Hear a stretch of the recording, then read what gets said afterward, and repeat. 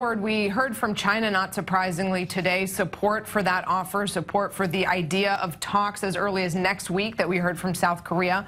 Do you think that talks like that, even a very initial stage of diplomacy, could go ahead without the United States? Because clearly the U.S. is not going to be part of it. Yes, the U.S. will not take place to participate. And quite frankly, the Trump regime has basically been very angry by the statements by President Moon indicating that he wanted to reach out to the North. And he particularly was irritated, the president was irritated, when President Moon said there will be no military action without consulting the South. You know, when you have 100,000 people on the first day of conflict that could be in jeopardy, I think President Moon has a point to make.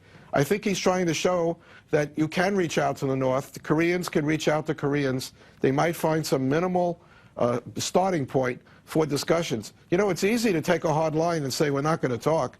It's a lot harder to do an Iran deal. It's a lot harder to do the 1990s nuclear deal with the North Koreans that was done years ago, although not perfectly. I think this requires sophistication, and it requires a lot of strength in your diplomacy, and that's what this is all about.